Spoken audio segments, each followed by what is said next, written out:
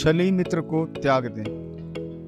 परोक्षे कार्य हंतारम प्रत्यक्षे प्रियवादिनम वर्जयत्तादृशम मित्रम विश्वकुंभम पयोमुखम। आचार्य चाणक्य का कथन है, पीठ पीछे काम बिगाड़ने वाले तथा सामने प्रिय बोलने वाले ऐसे मित्र को मुंह पर दूध रखे हुए विष के घड़े के समान त्याग देना चाहिए। अभिप्राय यह है कि एक विष भरे घड़े के ऊपर यदि थोड़ा सा दूध डाल दिया जाए तो फिर भी वह विष का ही घड़ा कहा जाता है। इसी प्रकार मुंह के सामने चिकनी चुपड़ी बातें करने वाला और पीठ पीछे काम बिगड़ने वाला मित्र भी इस विष भरे घड़े के समान होता है।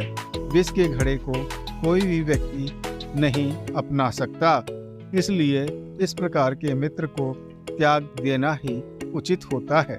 सच तो यह है कि ऐसे व्यक्ति मित्र कहे ही नहीं जा सकते, इन्हें शत्रु समझना चाहिए।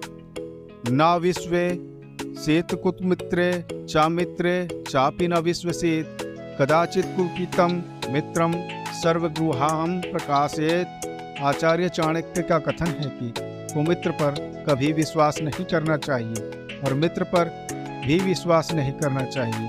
कभी कुपित होने पर मित्र आपकी गुप्त बातें सबको बता सकता है। अभिप्राय यह है कि दुष्ट चुगलखोर मित्र को भूलकर विश्वास नहीं करना चाहिए। साथ ही कितना ही लंगोटिया यार क्यों ना हो, उसे भी अपने राज की बातें नहीं बतानी चाहिए। हो सकता है वह आपसे नाराज हो जाए और आपका कच्चा चिट्ठा सबके सामने खोल दे। इस पर आपको पछताना पड़ सकता है, क्योंकि आपका भेद जानकर वह मित्र स्वार्थ में आपका भेद खोल देने की धमकी देकर आपको अनुचित कार्य करने के लिए विवश कर सकता है। अतः आचार्य चाणक्य का विश्वास है कि जिसे आप अच्छा मित्र समझते हैं उसे भी अपने रहस्यों का भेद ना दें। कुछ बातों का पर्दा रखना आवश्यक है। मन का भाव गुप्त ही रखें। मनसा चिंतितम कार्य वाचा नैव प्रकाश्यत मंत्रेण रक्षयत गूढ़म कार्य चा आपि नियोजयत। आचार्य चाणक्य का कथन है कि मन में सोचे हुए कार्य को मुंह से बाहर नहीं निकालना चाहिए। मंत्र के समान गुप्त रखकर उसकी रक्षा करनी चाहिए। गुप्त रखकर ही उस काम को करना भी चाहिए। अभिप्राय यह है कि मन में जो भी काम करने का विचार हो उसे मन में ही रखना चाहिए, किसी को बताना नहीं चाहिए। मंत्र के समान गोपनीय रखकर चुपचाप काम शुरू कर देना चाहिए। जब काम चल रहा हो उस समय ही उसका ढिंढोरा नहीं पीटना चाहिए। बता देने पर यदि काम पूरा ना हुआ तो हंसी होती है। कोई शत्रु काम बिगाड़ भी सकता है। काम पूरा होने पर फिर सबको मालूम हो ही जाता है, क्योंकि मनोविज्ञान का नियम है कि आप जिस कार्य के लिए अधिक चिंतन मनन करेंगे उसे चुपचाप से करते रहेंगे। उसमें सिद्धि प्राप्त करने के अवसर निश्चित मिलेंगे।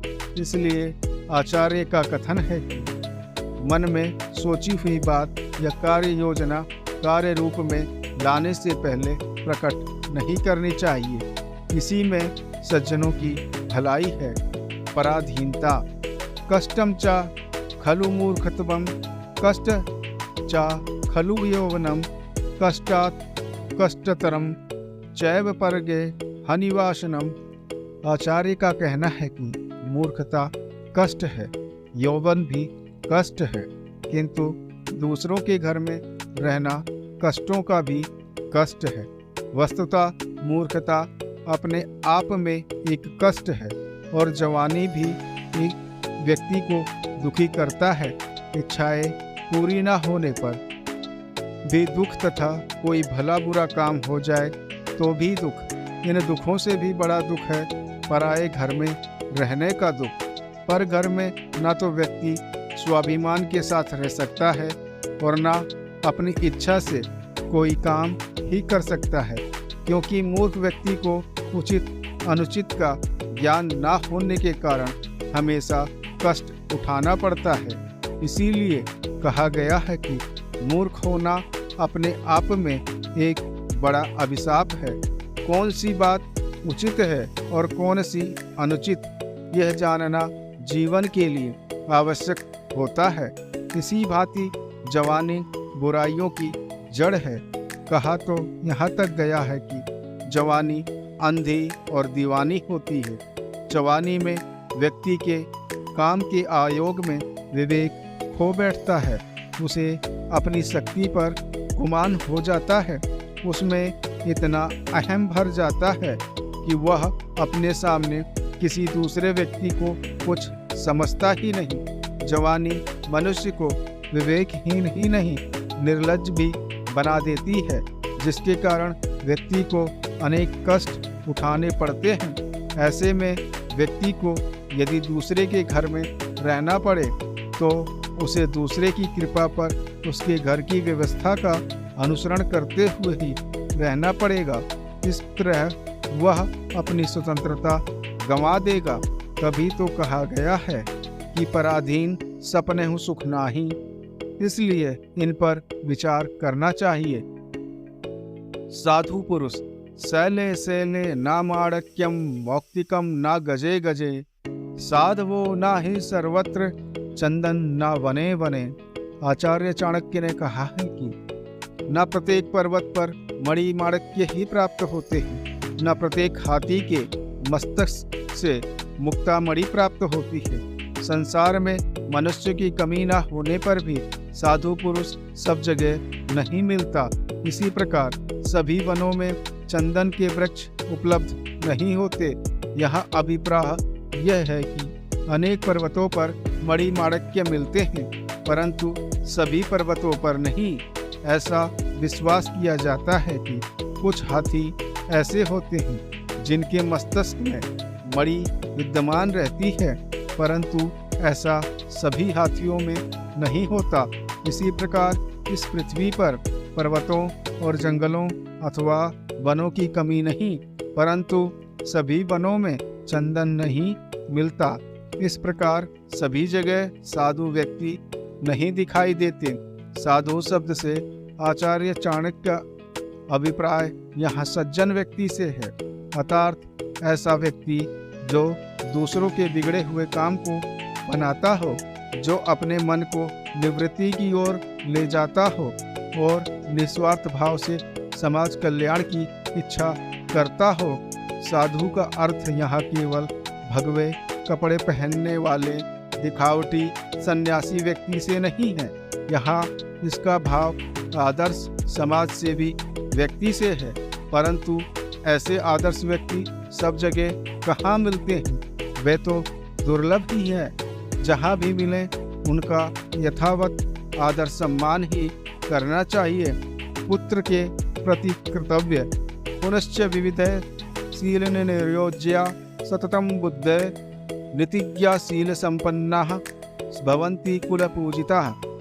आचार्य चाणक्य यहाँ पुत्र के संबंध में उपदेश करते हुए कहते हैं कि बुद्धिमान लोगों को कर्तव्य है कि पुत्र को सदा अनेक प्रकार से सदाचार की शिक्षा दें। नीतिज्ञ सदाचारी पुत्र ही कुल में पूजे जाते हैं। अर्थात पिता का सबसे बड़ा कर्तव्य है कि पुत्र को अच्छी शिक्षा दें। शिक्षा केवल विद्यालय में ही नहीं होती, अच्छे आचरण की, व्यवहार की शिक्षा देना पिता का पावन कर्तव्य है। अच्छे आचरण वाले पुत्र ही अपने कुल का नाम ऊंचा करते हैं। नीतिज्ञ और शील संपन्न पुत्र ही कुल में सम्मान पाते हैं। नेतागण कहा करते हैं कि आज के युवा ही कल के नागरिक हैं, वही देश के भविष्य हैं, तो उनका सही भविष्य बनाने की दिशा में सही कदम उठाना माता पिता और समाज का प्रथम कर्तव्य है। माता शत्रु पिता वैरी एन वालो ना पठिता ना शोभते सभा मध्य हंस मध्य वको यथा। यहाँ आचार्य चाणक्य संतान की शिक्षा के बारे में माता पिता के कर्तव्य को उपदेश करते हुए कहते हैं कि बच्चे को ना पढ़ाने वाली माता शत्रु तथा पिता वैरू के समान हो जाते हैं। बिना पढ़ा व्यक्ति पढ़े लिखे लोगों के बीच में हंसों में कौवे के समान शोभा नहीं पाता। अभिप्राय यह है कि जो हालात हंसों के बीच में आ जाने पर कौवे की हो जाती है, ठीक वही दशा पढ़े लिखे सुशिक्षित लोगों के बीच में जाने पर अनपढ़ व्यक्ति की हो जाती है। इसलिए बच्चे को न पढ़ाने वाला माँ बाप ही उसके शत्रु होते हैं। इस संबंध में आचार्य चाणक्य मानते हैं कि धन ही नहीं, शिक्षा भी व्यक्ति के आदर योग्य बनाती है और शिक्षा से हीन व्यक्ति बिना पूंछ और सींग वाले पशु के समान है। इस संबंध में आचार्य चाणक्य मानते हैं कि धन ही नहीं, शिक्षा भी व्यक्ति को आदर योग्य बनाती है और शिक्षा से हीन व्यक्ति बिना पूंछ और सींग वाले पशु के समान है। लालनाद बहवो दोषा अस्तडनाद वहवो गुणाः तस्मा पुत्रं च शिष्यं च ताड़यन्त तु लालयेत। आचार्य चाणक्य बालक के लालन पालन में लाड़ प्यार के संदर्भ में उसके अनुपात और सार के बारे में उपदेश करते हुए कहते हैं कि अधिक लाड़ से अनेक दोष तथा ताड़न से गुण आते हैं। इसलिए पुत्र को और शिष्य को लालन की नहीं, ताड़न की आवश्यकता होती है। अभिप्राय यह है कि अधिक लाल प्यार करने से बच्चे बिगड़ जाते हैं, उसके साथ ही सख्ती करने से भी वे सुधरते हैं। इसलिए बच्चों और शिष्यों को अधिक लाड़ प्यार नहीं देना चाहिए, उनके साथ सख्ती ही करनी चाहिए। इसलिए चाणक्य का परामर्श है कि माता पिता अथवा गुरु को अपने पुत्र अथवा शिष्य का इस बात के लिए ध्यान रखना चाहिए कि उसमें कोई बुरी आदतें घर ना कर जाएं। उनसे बचाने के लिए उनकी ताड़ना आवश्यक है ताकि बच्चा गुणों की ओर आकर्षित हो और दोष ग्रहण से बचे। श्लोकेन व तब्रवेन तदार्थ रक्षणेन या वह बंध